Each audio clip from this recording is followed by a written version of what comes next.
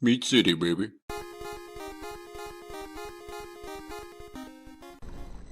Hello and welcome back to Meat City Gaming. JD here with the final video in my Banner Saga 2 hard difficulty playthrough. And in this video, we're going to discuss the last two chapters of the game. It's chapters 14 and 15. Now, chapter 15 is just a single battle. It's not a full-fledged chapter, but it is labeled as its own chapter, so we'll discuss it that way. But the majority of this video is going to focus on chapter 14. And in chapter 14, we are once again with Alette and her caravan, and we're on the final leg of the journey to the capital city of Arborang. Now, the number one priority that we need to accomplish in this chapter is to make sure that we complete the practice battle with a full squad, 6 characters at level 10. Now, you could have done this in the previous chapter with Alette if you got enough renown from that infinite renown battle that I discussed in one of the previous videos. If you got enough, you don't have to wait. You could have completed that as soon as you have all 6 characters to level 10. But like me, if you're like me and you're a little bit short, I think I was like 10, 15 renown short going into the final chapter, chapter 14, then there are opportunities during this chapter to pick up enough renown to finish that off. There are some dialogue choices that can lead to renown very easily. There is a big battle against a horse-born group of enemies, and that also gives you an opportunity to put some renown away. However, the opportunities to get renown in this final chapter are a bit limited, and you do need to complete the practice battle before you reach the capital city. There might be like a second when you're there where you can still do the training battle, but the training battles go away. The option for the training battles go away at some point when you've reached the capital city. So by any means necessary, try and do the training battle before you get to the capital city, because then you'll be able to make camp, go in and do the practice battle. And the battle itself is easy. You'll see it in the video. It'll play through, but as long as you have those 6 characters at level 10, you're going to beat it pretty easily. Your characters are very powerful. You have access to Alette, so you'll be able to get through this without too much trouble. But as I said before, training battles definitely count. I will bet practice battles count too. Don't exit the battle if for some reason it looks like it's going poorly. Reload your save and do the battle again that way. Don't stop in the middle. Don't exit. Don't back out. Strictly reload the save so you don't ever see a failed screen, which will happen if you exit the training missions, and I assume if you exit the practice battle as well. Okay, so you should be able to complete that without any trouble once you've gotten the last of the renown. And so once you do that, there's not a whole lot left to this chapter other than a big decision right before the final. It's a series of 2 battles. And as you've gone through the game, Rugga, a character who was the mayor of Borsgard, the city at the end of the Banner Saga 1, he kind of pops up throughout the journey and he'll check on how you're doing and he'll give you some advice. And he's always this kind of like sly character, shifty character. Seems like he's got something going on. And as long as you're doing what he approves of, things seem to be okay. But if you're not doing what he wants you to do, he'll let you know. Well, that comes to a head at the end of the game here, as he makes a move against the king, and you're forced to choose a side. For the hard difficulty playthrough, I would absolutely choose to go against Rugga and side with the king. And the reason that I would say that is because the king will recruit the Varl. He says the Varl can come into my city, and so if you go against the king, if you side with Rugga, a number of those Varl will show up on the enemy squad. And if, like me, you've upgraded your Varl quite a bit, they will be formidable enemies that you don't really want to face in a battle if you don't have to, especially when, completing and winning all the challenges, all the battles, is one of the requirements that we're going for. So you'll side with the king. If you're doing what I recommend, you'll keep your full squad, basically, that you've had throughout the playthrough. You'll have access to all your characters, including Alette, which is going to be very useful. And then you'll have this series of 2 battles. And the first one happens right after this meeting between Rugga and the king. And it's not really that difficult at all, because it's just human enemies. Again, if you side with the king, it's just human enemies. And some of them are a little bit tougher enemies, but nothing like the Dredge with 20 armor or the war bears or anything like that that you faced throughout the battle that can really present a problem. Alette can just, she could probably solo this battle if you put her out there by herself. You have her upgraded the right way, as we've been discussing throughout the playthrough. Nothing can get close because of her Overwatch ability, and then everybody else can kind of stay in and support and help clean up. So that battle's pretty trivial. The second battle, the final battle in air quotes, because there is that one more battle in Chapter 15. But the final battle for Alette anyway is a little bit more difficult because it does have some difficult enemies. There is a human enemy, I think he's called like the Bear Trainer or something like that. He is tough. He has, I think, 20 plus health and armor. And if I'm not mistaken, he'll go first on the enemy team. He'll make the first enemy move. And he has a really long range, and he has a path to get really deep into your lineup. So when you're setting up for that final battle, be careful where you go, because he can reach very deep into your lines. And if your first move isn't Eggle going and putting up his shield up ability so that he can soak that damage, whoever gets hit by this guy is going to take a ton of damage. This battle is tough. It is against mostly human enemies, but they've got that one really good human. They've got 2 war bears. I don't think they have any ranged characters, so that helps out. You can actually bring your archers in as support characters, which is fine. You'll get access to Alette anyway, and you can move her around. And Alette again is going to be the key. So she'll start off to the side if you choose archer support, and then you can kind of weave her in and get her behind your lines and set her up with Overwatch, and she'll be in pretty good shape to help defend against the attack. The problem though that you might face is there's 2 very narrow corridors in this final battle, and the enemy will get all stacked up there. And so you're not really going to be knocking them back too much, because there'll be another guy right behind them. So Alette will hit them, but they won't have anywhere to go because they'll be right up against another character. And if they take the shot, don't get moved back, and are still in range to do a melee hit, they will do that melee hit. So this battle is a little bit trickier than some of the other ones, but nothing you can't handle, especially if you've got, your characters all the way up to level 10, which you had to do for the Master Tactician achievement. They're going to be strong enough to take care of this battle too. What I would recommend for the final battle is go with Eggle, so you have a shield guy up front, and then all your archers. If you go with archer support, you might not have enough to fill out the ranks. You'll get access to a new horseborn canary. So she's ranged, she's good. You have Deidre, who can get poison on that big bad enemy guy as early as possible to start wearing his health down, and that'll pretty much take care of him and neutralize him as a threat.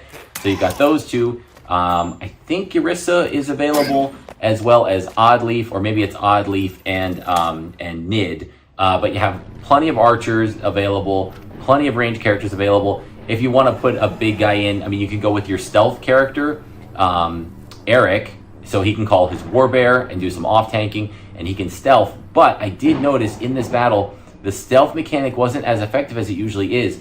There were times where they would run into my stealth guy, or do one of their special run-through abilities where they can kind of like charge through and do damage along the way.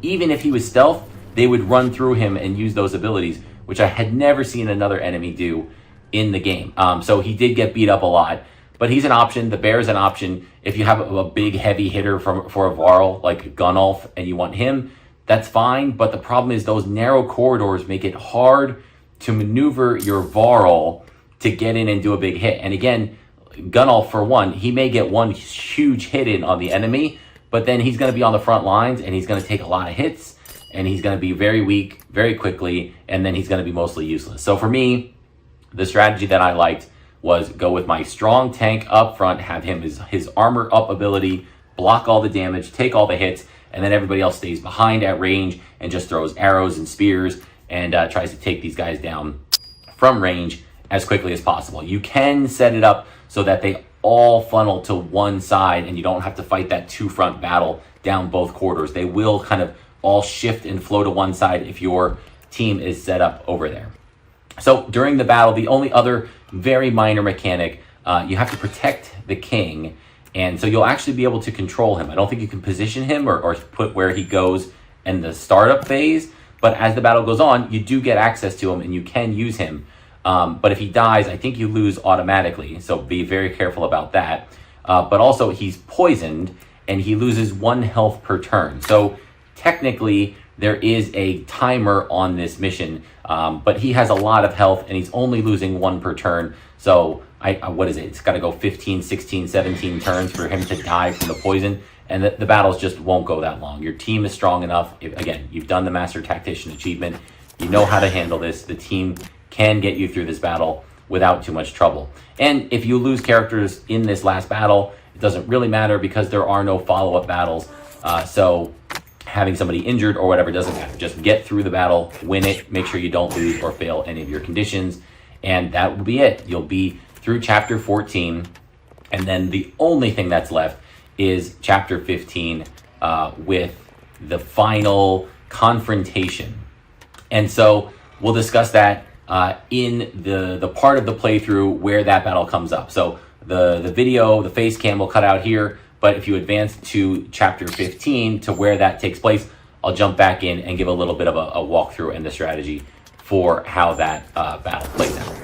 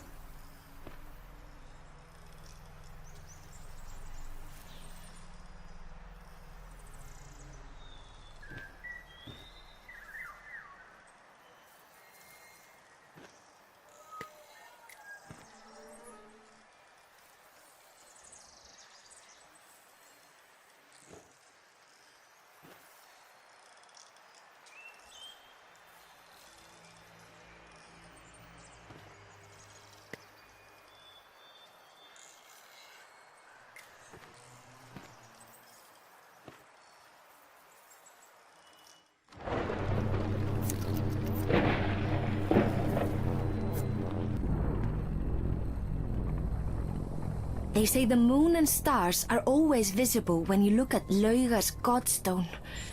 How can that be true?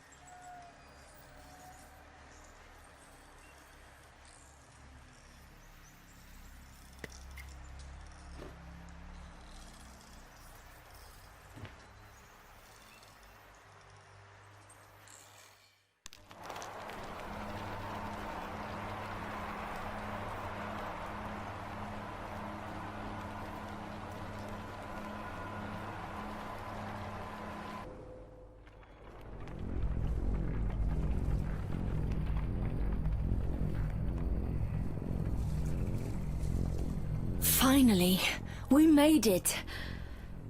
But why are so many camped outside the walls? They must have seen the darkness approaching.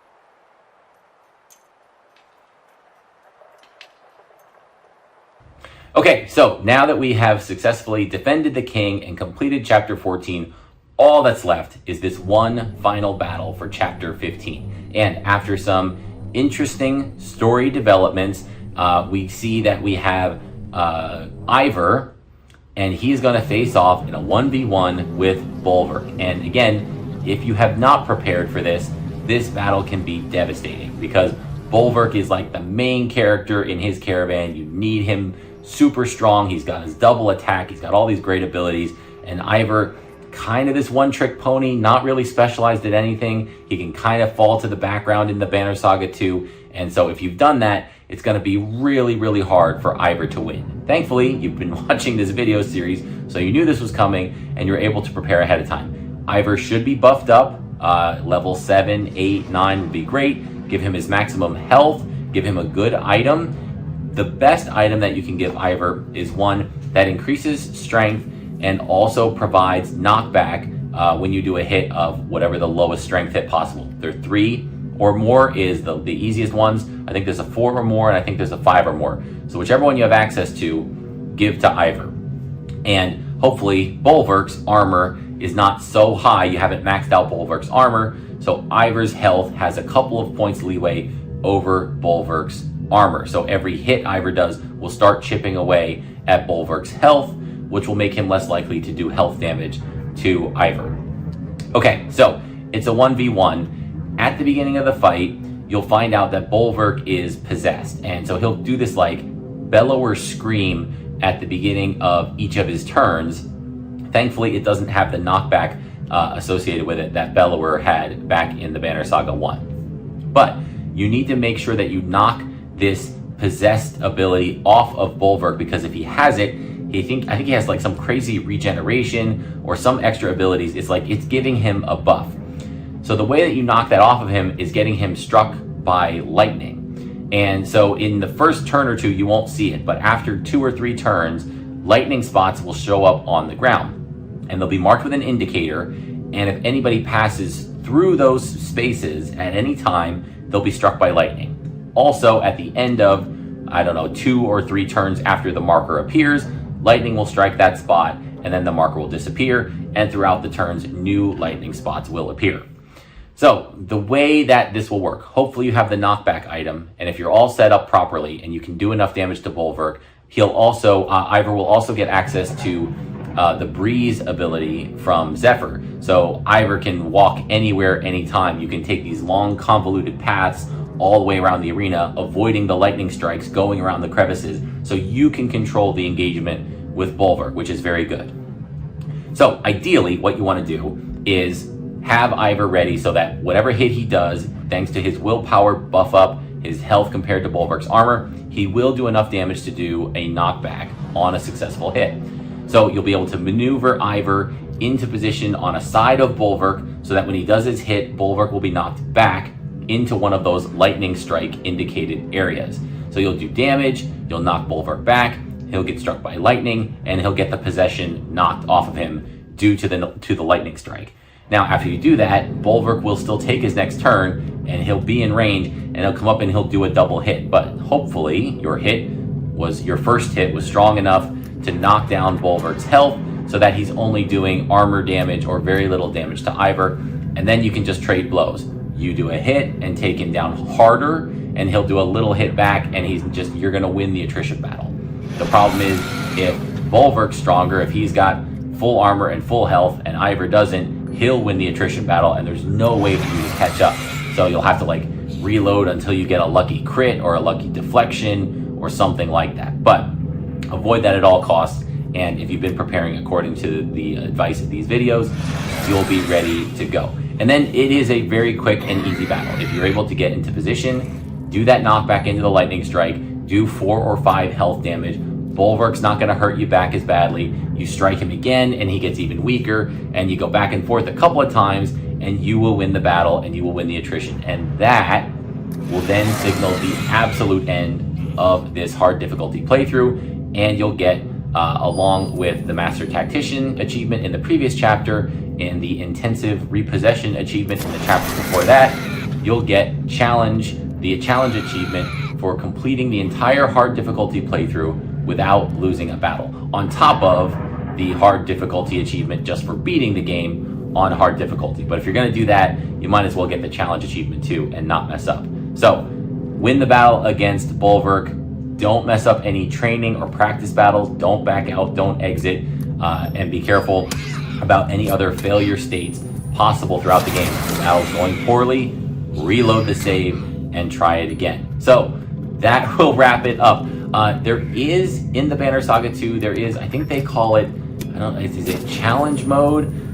Where there's these 40 battles that happen in a sequence, and they have their own set of achievements tied to them. And I think I can do almost all of those achievements in 3 separate runs. So I'm gonna do 3 more videos, one for each of those runs, on how you get the achievements in that other game mode for the Banner Saga 2. But in terms of the hard difficulty playthrough, this is it. This is the completion. Congratulations for getting through it. Hopefully you enjoyed the videos and the journey with me. Thank you for joining me, and I'll see you next time.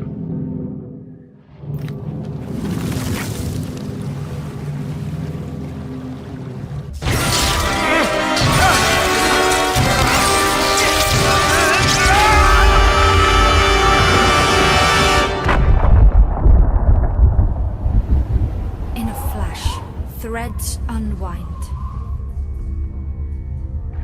Our intentions gone. Our fates laid bare. We're forced to change. Pulled in new directions.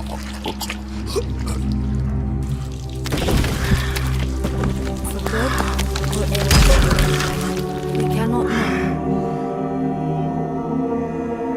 How far do the echoes of our struggles reach? What can we expect from our efforts in this breaking world? Our answer